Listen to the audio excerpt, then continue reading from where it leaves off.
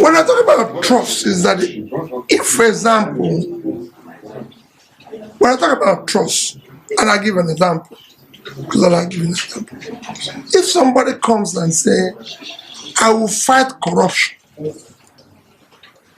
let's go and see where have that person worked or been able to manage resources that will show that we can trust him with the resources of the nation. And I give you an example. When you talk about corruption perception index, is measured strictly on management of public assets. That include if we're a local government chairman, how did you manage the public well? How did you do appointments? If you're a governor, same thing. How did you manage allocation of lands? How did you do appointments?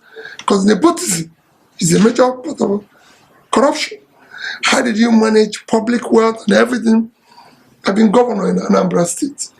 Go there, you will not see nobody from my community, my town, was appointed a commissioner.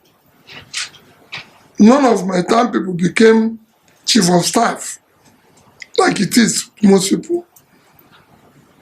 Nobody. You go and see the appointment, it was done the way it should be. Go and look for any piece of land, directly or indirectly, allocated to me, my wife, or my family. You will not see one. And of course, like I always say, the day I left office, nobody was asked. I said I was not owing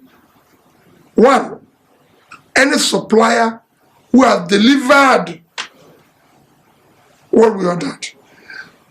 Any contract we have executed and certificate raised, I wasn't owing pension, gratuity, or salary to the civil servant. And I left in covers from Anambra State for the benefit of the state in 3 banks. First, Access Bank, $50 million and about $10 billion. Diamond Bank, $50 million and about $10 billion. Fidelity Bank, $50 million and about $10 billion. And to date, Anambra State, when I was living, the House came to me and said, we're going to do a law for the pension of the governor, the severance allowance, everything. To date, go and check. Anambra has not brought me a bottle of water. The trust I want them is to look at where they are today. And I'm saying, if you look at where you are today, you will see that it's not the issue of a northerner being in charge. The North is not more secure than the South. The North has more poverty than the South and everything. And I'm saying I have a solution to it. I'll deal with it. If there's one person who will say the North hold me responsible today, it is Peter Obi.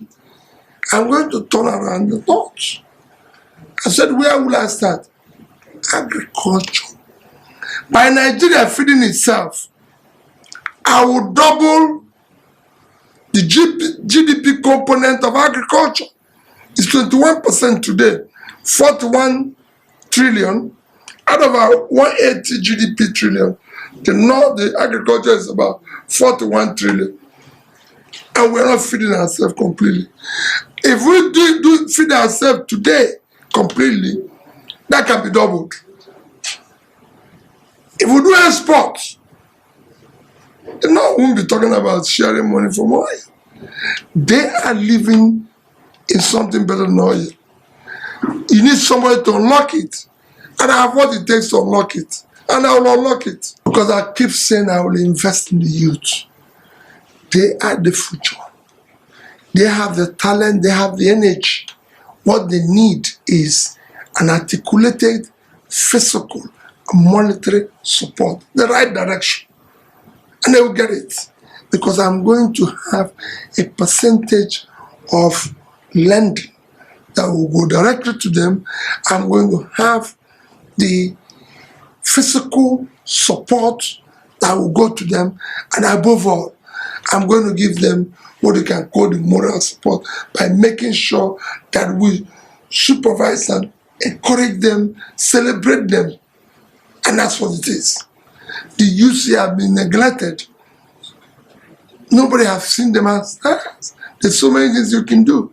Look at Nigeria sitting home and watching World Cup for 220 million people.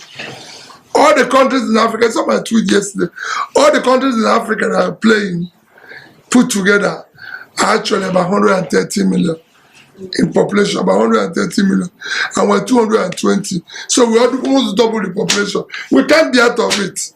We should be building the back. By the time you start this production I'm talking, you start managing the quality. It's time you have put local demand by trying to create. The purpose of government is to care for the poor. Start pulling people out of poverty. As you're doing this, you start raising it up again. Government start getting more income, and you start caring for so many things. You're dealing with an established